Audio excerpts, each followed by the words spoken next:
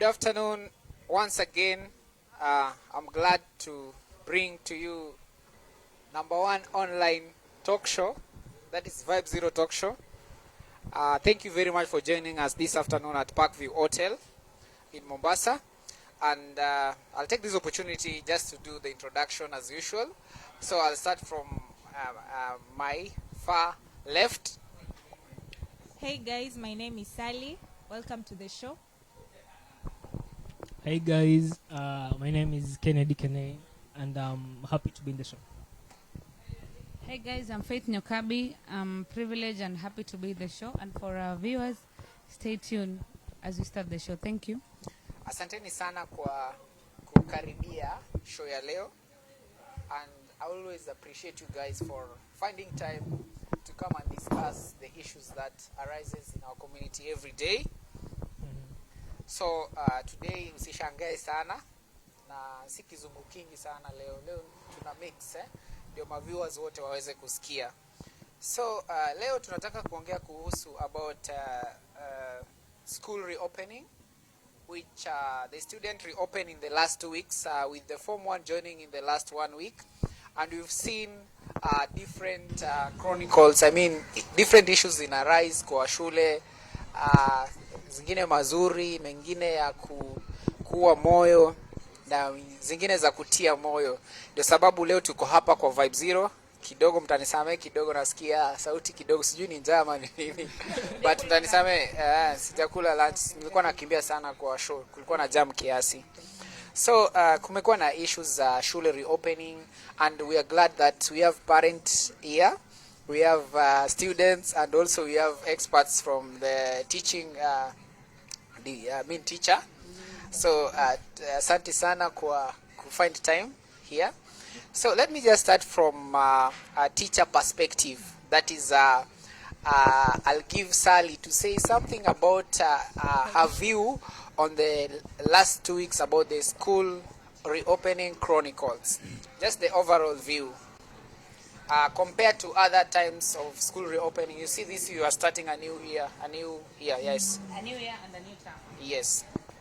Well, for me, what I've observed on the reopening of schools, like kwanza kwa news, kuna hii moja ya helicopter. There was this student, it was in Maranda, mwenye aliland kwa chuo. So that was that was kind of, I don't know, sijui ni ujaluo ama ni what? Maybe. Yeah. So he was a Kalenjin. Okay. And also, yeah, it was a bit tough for some parents, if I can say, kwa sababu unajua corona, things have been tough for everyone. So the reopening of the, inaitwaje? Form 1s kujoin shule. Imekuwa a bit tough, but I can see wazazi wamejikuna pali walijipata. That is, they have struggled to at least make sure their kids have enrolled to the various schools, which is a good thing. At least, despite corona, still tunaona masomo inaendelea. At least no one is staying at home, it is corona. So that we are grateful. At least the government pia is, yeah, wamesaidia. Thank you sana from your view. Yes, mister. Now, as a student, what do you find different from other reopening of schools? As a student, this opening of schools is very interesting. Why am I saying interesting? Yeah. Think of it as we are opening on August. Yes. August is supposed to be second term. Yes. Not opening term. And most of the time, people usually open on September. So it is, as a student, it is kind of a new system in the same system in a new way. So it is interesting. I'm actually surprised. Mtu aliland na Maranda. Ania kwa arrive. Ali land. Ata imagine. Hakuna university student ame-comment on that issue. Wanaogopa. Kila mtu amenyamaza. Akaunta kuland shule na helicopter. No man. Uliona vile aliingia na swag ameweka mfuko kwa. Lakini hiyo tulisikia hiyo story ilikuwa ni alikuwa alitransportiwa na politician. Haikuwa azini kwa but bado ni swag, si ndio? So we'll get back to you. Faith, as a parent, ulifurahia because I know people are given enough time to do shopping and to look for fees. Sindio? Okay, yeah. One thing I would say is, I, as a parent, as Faith Nyukabi, it's a challenge. It's been really. Are you trying to tell us that you are a parent? Of course. You are sure about your Yes, parent too? of course I'm a parent, and I'm talking the same way you've said Faith as a parent. So that's the perspective I'm talking about. Okay. Yeah. So as a parent, I think it's not been easy due to the pandemic that came last year, early March. 2, our students have stayed at home for almost a year. 3, this is it's a new term, not only for the Form 1s, but for Form 2, Form 3, Form 4, even for the primary level. They consider this as their first term. Yeah. So this is not only affecting the Form 1s that are joining high schools, it's also a challenge to every parent who has a student, be it in the high school or the primary. This is a first term. This is a beginning of a new class. You understand, eh? So for the parent, it is a challenge because we've never had a first term being open on August. What positive thing do you find from this thing, from the reopening? Okay, I would say there's so many negatives, but the positive thing is, today I want you to talk about the okay, positive. I'll Just talk right of now. okay. Let me talk of the positive. The positive is, one, it's unique. It has never been, and this is it's unique because there've never been an opening of a new year, a new term on August. That is one positive. 2, let me talk only of the negative. On the positive. 2, Okay. as a parent, I think it is really a motivation.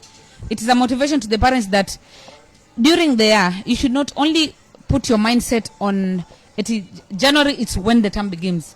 Just be flexible anytime. Meaning, don't put your mind at it when my son has finished his class 8, that is on late November or early December. That means January I should look for the fees. No. Be prepared as a parent.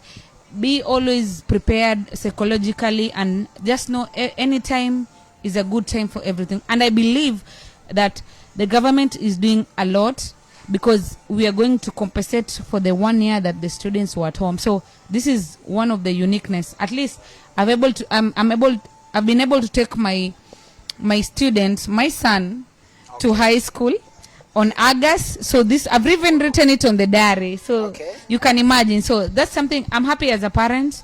I'm happy as a parent taking my students. Of course, the father is so happy. Yeah. Faith, nitakurudia tena.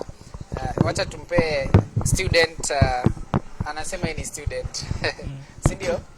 So, Kenei, you see, this is different from other years that people have been reopening school, isn't it? We've seen students getting slots in good schools like Kapsabet, like Mamangina, and they are unable to go to school because they lack school fee, but they scored very good marks. How will you feel if you are in the shoe of that student? Okay, I like that question. Yeah. And I like to address it in this way. You see, as a student, me when I was a student, I'm a student, but now when I was in the shoe of that student going to Form 1. Yes. When I was in that shoe of that student going to Form 1, I didn't have any preference. It's actually absurd because I didn't have any preference. I didn't know what I wanted, what I didn't want. Okay. I was like, anything is acceptable. If you give me this school, I will go. If you give me, because for me, what I knew was constant was the things I will learn in all those schools is the same. Are you sure? I will learn the same thing. It is the same book. It is the same syllabus. It is the same content. The only difference is how it is being administered. That is the difference between schools. But the content is the same. The textbooks are the same. So if from that perspective, I don't see any. I just see names of schools. They're just names. But the only difference is from these names is how those teachers are administering the knowledge. But the content is just the same. So the content is the same. If you go from that perspective, it doesn't matter where you go. Do you agree? It doesn't matter. I think she ni kama nakata kidogo. Mpe tu dakika moja alafu. Do you think that all schools are the same? Schools are not the same. Let me tell you, schools are not the same. When I talk of schools are not the same, that means from the infrastructure to the teachers there to the students that are administered there. Yeah. So schools are not the same, because you cannot tell me a student in Kapsabet High School, a student who is joining Form 1 in Kapsabet High School is not the same as a student who is joining a local school in let's say here Kinangop. in Kinangop, or not even Kinangop. We have inaitwa Joho High School here, girls. They're not the same, because one, why do I say they are not the same? One, when you go to the administration, let me start from the infrastructure. The infrastructure is not the same, because Kapsabet High School, the infrastructure, they have more classes. That means they can absorb more students. Yeah. But when you come to Joho High School, Joho is a day school high school. That is one. Yeah. Kapsabet is a boarding high school. So that makes the difference. That's one. So second, when I talk of the student administered that a student that is absorbed in Kapsabet High School, the marks compared to a student that is absorbed at Joho High School, they're very different. So one thing I want you to agree with Kene is that they are given the same syllabus, isn't it? The syllabus is the same, just like he said, but how you administer the syllabus, that's when the difference is. Because when you talk of administering the syllabus, that means the qualification of the teachers. When you look at the qualification of teachers in Kapsabet, I'm just using Kapsabet as one, not only Kapsabet, there are so many schools, but I'm just using it as an example. Administering students at the teachers in Kapsabet High School, they're qualified teachers, they've specialized. So, okay, on that point, I just want to ask Mwalimu. Yes. Do you think that the teachers in national schools have got more qualifications, more than like Mamangina High School, like Joho girls? And do you agree with Kene on the point that he says that they're all the same? Yeah, they're all the same. Difference is the way he has said, the way the syllabus is administered. And I feel like national schools, they have very, very good teachers. Some of these teachers are also examiners, like the examiners, the ones who set KCC, you see. And these teachers have been teaching, like, let me say they have been teaching for a long time. So they have a good experience. And like someone who is fresh from TSC, or how is it called? Yeah, from the college. So these teachers know what students need to know in the syllabus. They teach, let me say they work smart, you see.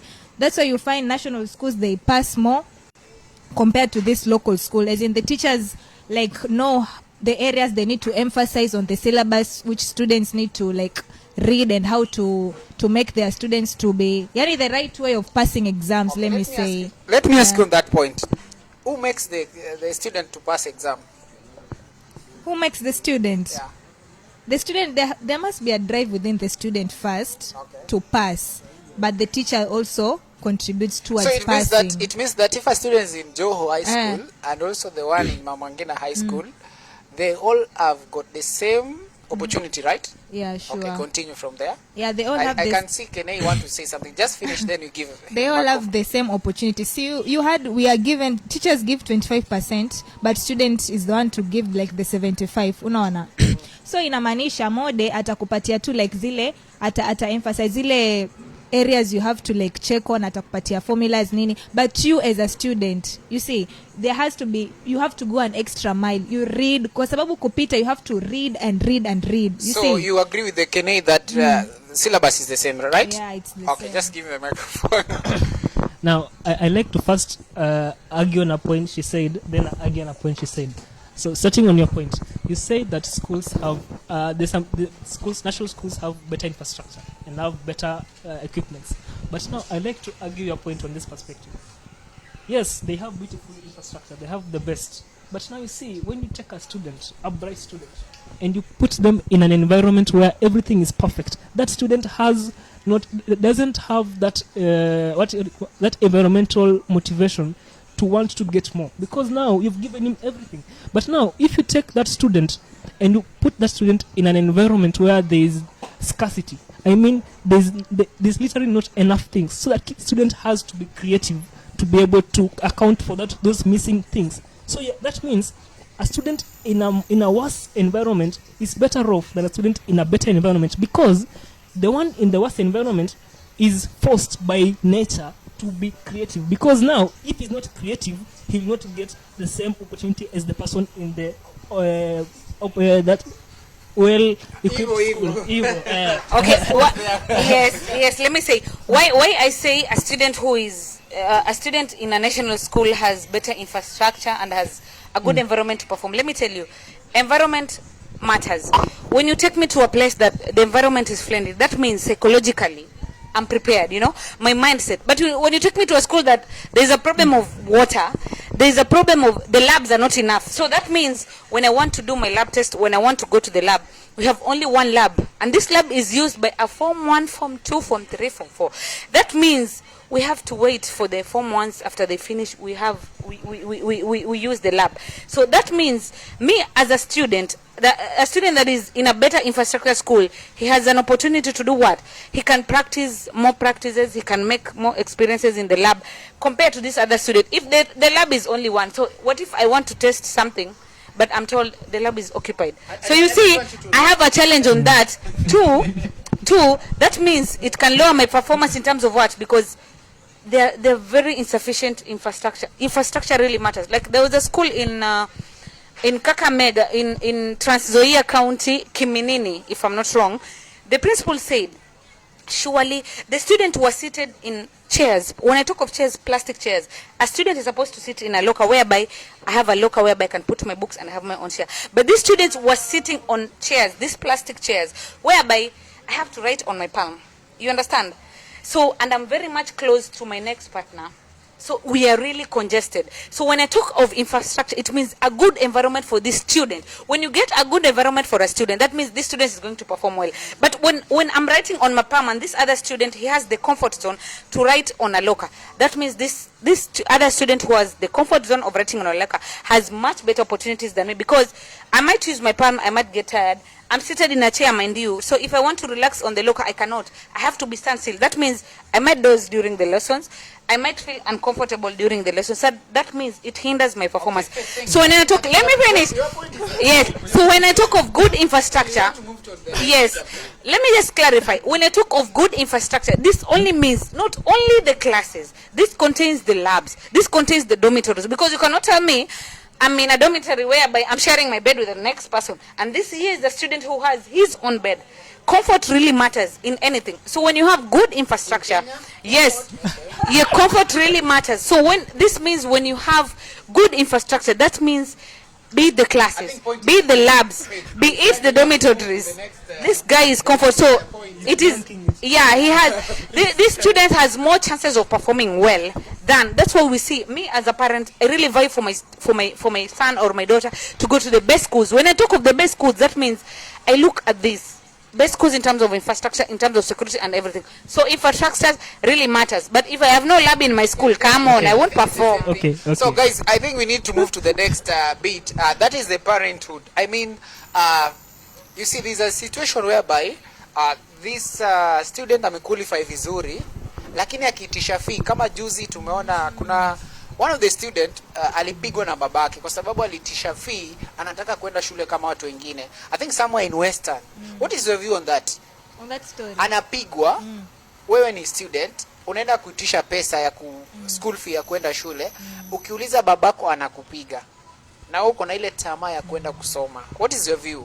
My view is I think parents also have some psychological problems that they are facing. Unaona, that they need to go and see therapy. They need a psychiatrist. Unaona, most of these parents pengine wanapitia depression and they don't know. Ushaona. So I think that parents, I think ni ile stress ya maisha. Unaona, maybe kuna kitu tu, but hizo vitu zimemwaffect. Unajua pia depression ukwanga mbaya, so zinaweza kuaffect mpaka hata you don't see the side of your child needs to go to school. Unaona tu it's like a bother, it's like yani it's nothing.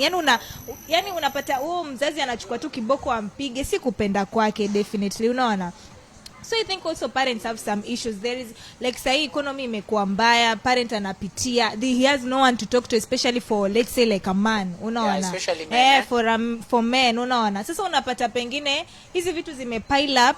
Sasa anafilata mtoto ananitisha pesa, mimi nitatoa wapi pesa? So maybe ile anger ama ile ajui atapata wapi. Inamforce amchape because I can't see like there's no way mzazi tu akiwa stable vizuri na ako na pesa eti anachukua kiboko achape mtoto juu anaitisha fees. Okay, in that connection I want to ask you, if you're the student, give him the microphone. If you're the student and you're in that situation, kweli umequalify, umesoma na mzazi ana pesa ya kukupeleka shuleni, what will be your reaction? Amekwambia tu mimi sina do. Now you see, in that situation, you have to view it from a perspective of hope. You can't just lose hope because the one person that could have provided that fee doesn't have it. You see, in this society, there are some people that have willingly decided to help other people. Yeah. Through NGOs, through scholarships, through grants. There are so many ways in which these people are trying to help other people. So as a student, if you see your parent is not able to give you the education you think you deserve, you should not see it as a problem, but to see that as a challenge whereby now look for that person that is very willing what to about offer that you that student scholarship. Mwenye ako kule bara, yani ako nyumbani kabisa hata jui Yes, NGO. you see like Equity, like banks like Equity and KCB and all these other banks, they actually look for that person and they go and find that person and give them full education for primary, high school or even university. You see, that student right now, if you're listening to this, go and look for these donors, these banks, they will help you because they actually want to help you. They're not doing it because they're being forced by somebody. They are willing to help. So if you see your parent doesn't have the money, it is not because he doesn't, as in he's willing, he doesn't have it. Yeah, sure. The situation, but don't look at the end. That's not the end. Yeah. There is somebody somewhere looking for you to help. Okay. Find that person. Okay, thank you very much. I want to move to the next point, and now the parent here.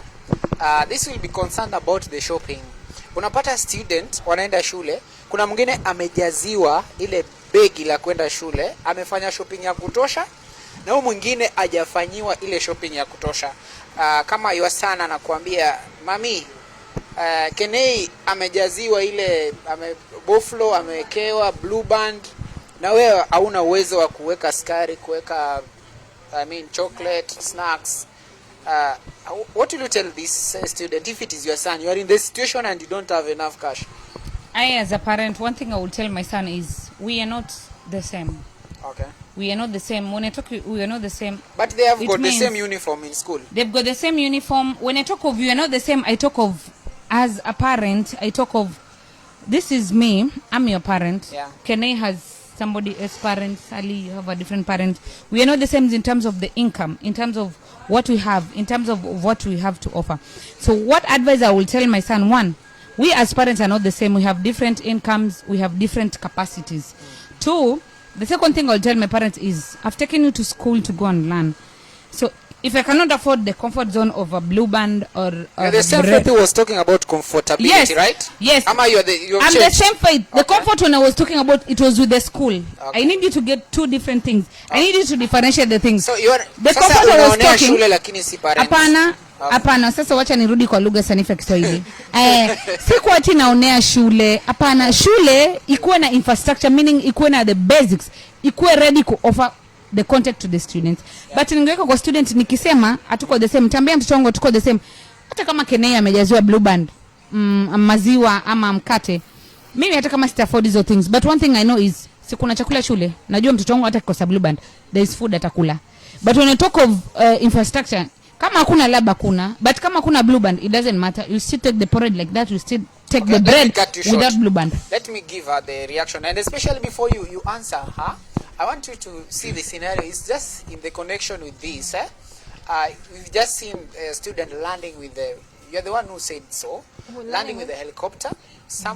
There's another student mwenye hata hajapata fare ya kuenda shule ama hata fee. Mwingine alitrek like 40 kilometers ili afike wapi? Afike shule.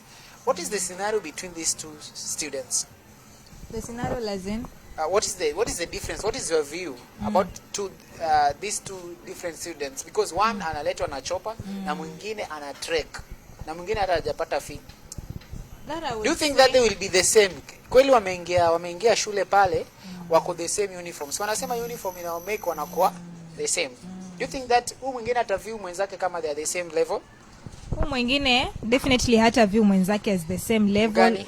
Huyu mwenye labda tuseme ameland in the school. Ushaona? Kwa sababu kwa sababu one utapata as in huyu ametoka from a rich background. Definitely ukila na helicopter definitely lift nasikia. That one I don't know but definitely lazima kuna some dough. Ushaona? So this one atakuja shule maybe kama ni someone mwenye ametoka from a rich family who knows umuhimu wa masomo atasoma. But we've seen most of the rich kids wengi wao tu ni shuleni ni snacks wanakula but they don't have that drive ya work hard. Some of them ushaona, not all. But huyo mwenye ana trek ataona hata mimi one day I want to afford that for my kid. Ushaona? Mimi sina sahi, I can't steal, I can't siezi hata natamani sana. Ushaona? That will force that student to even hata mapema asome yani burn the midnight oil looking for that good grade to make him have a better future. Ushaona? Sure. And one thing I would also say on that point ya Fei, I would also say that watu wa shule zikuwe na a way of standardizing the shopping. Ushaona? In a way that waseme kama ni blue band kuja na this amount. Ushaona? Because utapata definitely, even me I've studied with kids wenye wametoka from a very wealthy family. Ushaona? Anakuja na ma blue band sijui ngapi, amebeba jam, amebeba. Ushaona? As in they should standardize like kila mtu abebe this amount. Ushaona? Like there was our school I was in, hata tulikuwa tunachekiwa kama umebeba maziwa ni strictly for maybe tuseme 12 packets. Ushaona? Kama ni biscuits it's this size. Ushaona? Ndo everyone should be equal. Unaona? To avoid ile unaona huyu amekuja mpaka na box mbili za snacks. Unaona? So Sally, do you think there will be equality because even in that case of helicopter, right? Some will argue like they will say that alikuwa anatafuta taxify akafinya helicopter ikakuja ikambeba. Unaona? Sasa ameletwa. So do you think bado itakuwa nini hiyo itakuwa hiyo equality hata kama shopping haitakuwa kwa sababu definitely sisi kama wa Kenya, let me just say definitely I feel teachers kuna venye watafavor huyu mtoto. Ushaona? That is one. Everyone like the seniors form 3s form 4s watataka kuwa mabeshte wake. Huyu ameland na chop, acha tumfanyie vitu poa poa. So remember in high school kuwa my friendly na senior people in school was very hard. Ushaona? So this student kuna venye atakuwa famous in school, tayari ashakuwa famous. Ushaona? Like kutakuwa na that favorism even between the teachers and that student compared to someone who is just from a low background. So okay, thank you. Let's hear the reaction of I think you also want to land with you want to land or you want to arrive with the train SGR. I want to address that issue of that guy who landed in a helicopter from a different perspective. You know, people think that because you have money, you have everything you want in life. Yeah. But that's the wrong view of money. Because you see, when you as a student, let's say you are in school, and mimi nikalanda na helicopter, sindio? So nimelanda helicopter, I can't have a normal life in school like the one you will have. Why? Because now, from that simple activity of landing with a helicopter in school, it has created unwanted attention for me and for me during my time in that school. Because now you can't concentrate in your books while everybody is looking to get your attention. Everybody is looking for attention. Everybody, ukisikia huku anatafuta huku. Then you can't get peace. Because now if you go everywhere, everybody wants to be your friend. Yeah, sure. So you can't have a normal life while in school. So if you think of money, it's not just that the money gives you good things in your box, but it also brings with you bad things that you don't want to have while you are studying. Because now it will affect your studies indefinitely. It's not under control because now just a simple act of landing on a helicopter, it may create your shule yote now wants your attention. How can you provide attention for thousands of students in your school and still be able to concentrate in your studies? It is not the same. I think it is well put. Thank you for that. That is why we miss you here in the show. So Fei, moving forward, najua umepumzika kutosha, so you have a lot of energy. So I want to, as we are moving forward, Fei. Yes. Now, do you think that this secondary school is free? The government said it is free. Do you think it is free? No, what do you mean when you say the secondary schools are free? Because we pay school fees. So it is There's not nothing free. free. It is not free. When the other day I took my son So to you can school, I paid confidently say fees. it's not free. It is not free. Who has said that? It is not free. Who has said that secondary education is free? Come on, even primary education, there is nothing for free. So there's no free primary education in There is Kenya. no free primary education, because when you tell me there is free primary education, I still need to buy my daughter's. I still need to. I think Kenya is protesting, asking. We need to define what. Yeah, is maybe free. you define free, because being a parent, I've never had nothing free in Kenya. I've paid for my son's primary level. I've even paid the other day for my son's high school. So it isn't free. Okay, so in that connection, Yes. do you think that high school fee is much higher than university or college level school? Why is the difference? Okay, what I would say pertaining that, one, high school education, it is really expensive compared to the colleges or universities Yeah. course. However, I would clarify, depending also on the course, because if you're university and you're taking a law course, that means you're doing law or medicine. That means the expense. Just general, just Basically, the same. it's the same. High school and campus or colleges, it's the same, because we all pay school fees. You as a parent, you ought to pay. So money is what is needed. So there is nothing better than the other. Secondary is expensive. University or college is also expensive. That's what I would say.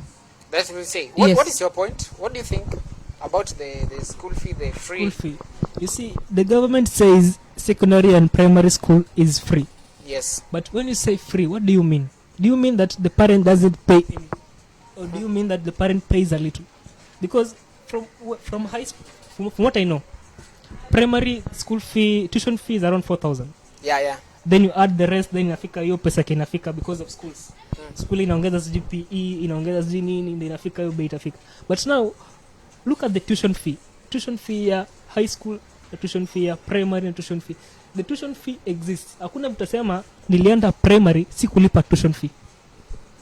Ama nilienda high school sikulipa tuition fee. So when you're saying it is free from what? Is it free So from money? Free from the government? No, not they might say speaking? the government might say we are aspiring to have free education, but currently the education is not free. That is from practice. You can ask a parent. Ask any parent who has gone to taken a form one. Yes. Okay, let's hear from Sally. Ask even a teacher. Okay. Really?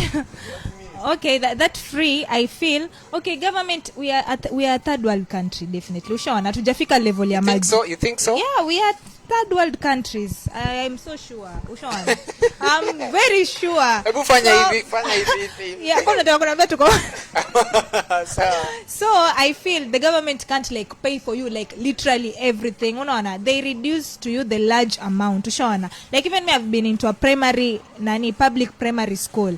Mnapewa vitabu za bure, textbooks are there. Ushaona, so your parent ndio he will pay something. Ushaona, of which government may reduce a bit of it, and your parent is also required to pay some little money to the school. Ushaona, so I feel like government definitely maliko haiwezi tu lipia like free kila kitu free.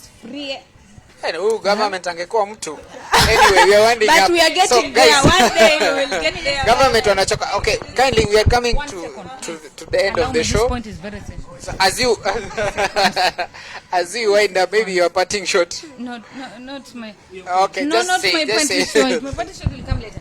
One thing I would say, yes, my party shot will come later. One thing I would say, there is nothing free in this world. Especially Kenya, see, Yes. the third world country. Let me talk of Kenya because I'm in Kenya. There is nothing free. My friend, you need, apart from the air that God has given us, apart from nature anyway, but there is nothing free. Anything that is out of nature, there is nothing free. So when people say a free primary education or free secondary education, or even the government when it says free primary education, believe you me, there is nothing free. You have to pay. You have to sacrifice yourself. That means either fees or whatever it is. A sacrifice is what you need to have. But there's nothing free in this world. Nothing free in Kenya. So education in Kenya is not free. Do you want to say that Kibaki, when Kibaki was in power, he said that he brought free primary education yes. and free secondary Yes. education. You think that it has been reversed? It has been reversed. When I say he introduced that, which is okay, but that is not what is happening on the ground. That's what I would say. Very different Yes, ground. totally different. When you come to the ground, my friend, Vindu Vishenjanga, Okay, things are different. Thank you very much. So we are Yes. coming to the end of the show. Let's hear your parting shot On what? on the show. My friend, hebu fanya hivi. Ulikuwa unasema tuko third world country ama umeenda kwa fourth? My parting shot is About education, Chronicles, and the advice to students and also the teachers. yeah.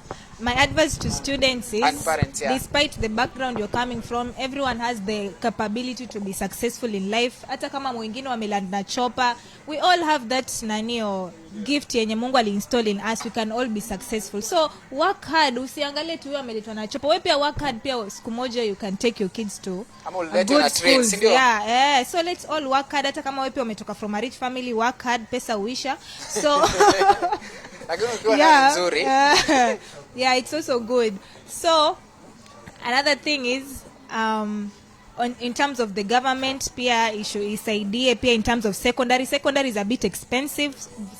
Most of the people in Kenya wana strain sana hata unapata, like there was this time I was seeing in the news, there was this student, she was the top. It was parting shot, please.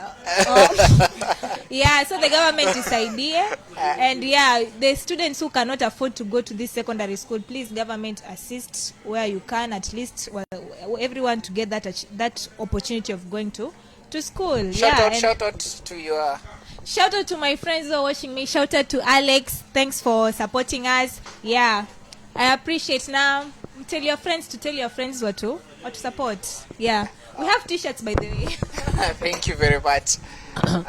My parting shot is this: for everyone out there, if you are a student, if you are a teacher, you are a parent, you should all view learning not as a rite of passage, not as an objective, like as a trophy.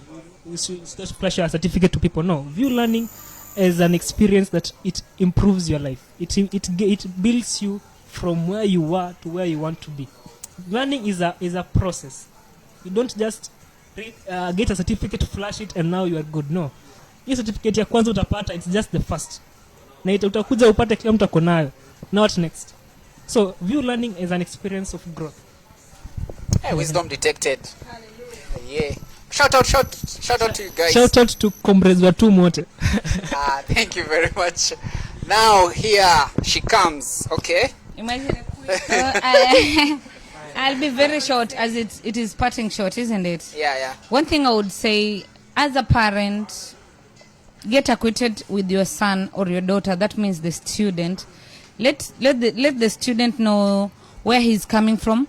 Let him know the potential. Him or her knows the potential of where he's coming from, the potential of the parent. So if I cannot afford to take you to Kapsabet boys or Mamangina girls, but this is what I can afford, maybe to Joho. Just stay positive, accept it, because we are all different. We are not the same. We are the same in God's image, but our potentials are different, our capacities are different. So know where you're coming from, know who your parent is, know what your parent is capable. So let us get acquainted to our sons and daughters. Sit down with them, talk to them. Hey, my son, I'm taking you to high school. I know you're called to Kapsabet boys, but I cannot afford Kapsabet. I can afford this and this school, or Tonoka boys, whereby you can be at their school. This is due to this and this. Talk to our parents. You know, the challenge we have as parents is... It was a parting shot. I know, but allow me to say this. The challenge we have as parents is we are afraid. We don't discuss these issues. I think our children have been taught enough. They've done psychology in their primary level, so they understand. Don't say my son won't understand. Come open to your kid. Ambia your son, hey, I cannot afford this. This is what I can afford. And trust me, your son will understand you.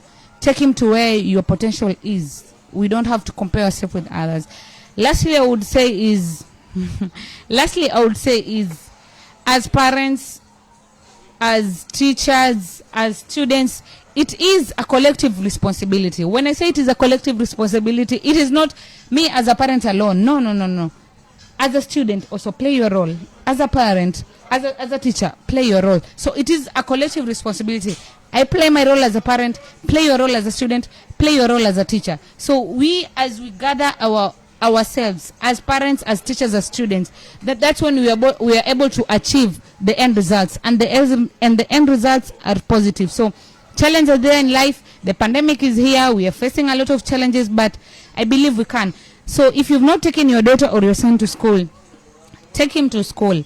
Walk to that administration office. Walk to that school with all confidence. Even if you have nothing, even a bob.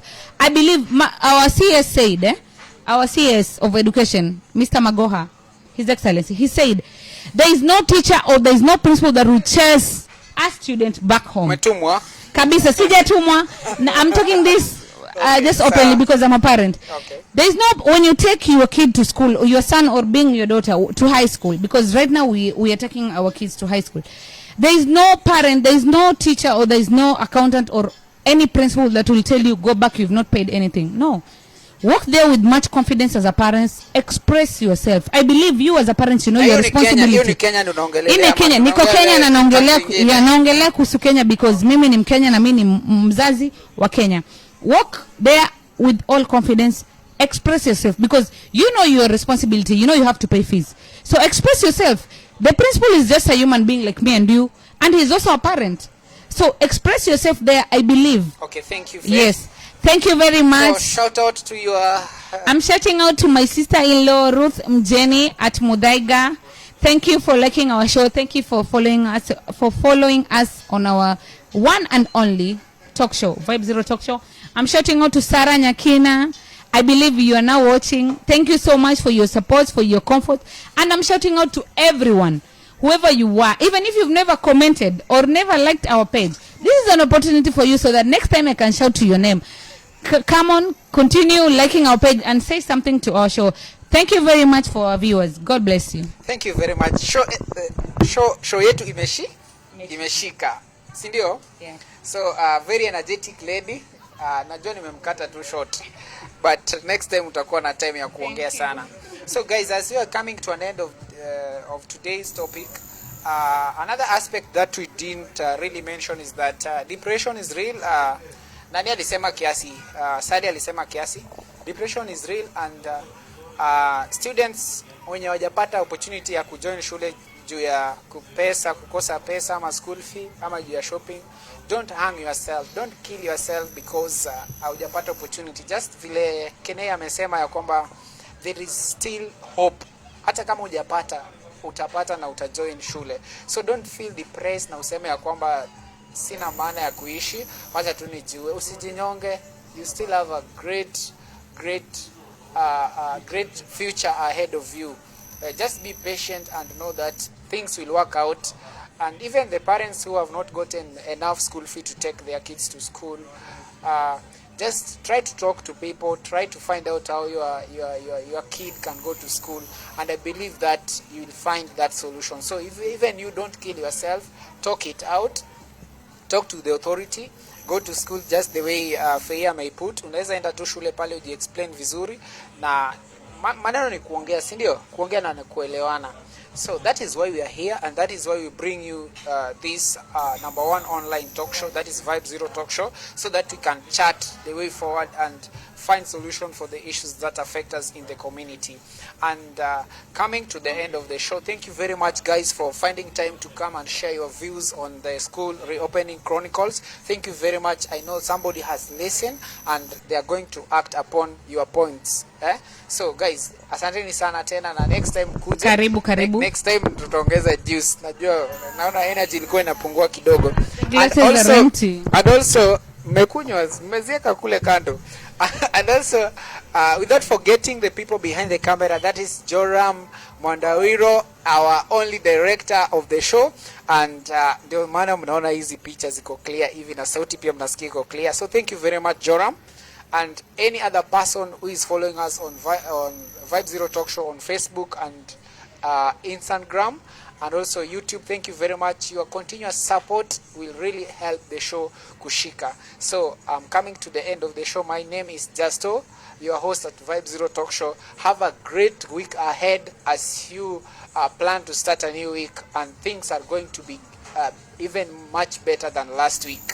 So thank you. God bless you with your family. Take care of yourself and know that tunawapenda.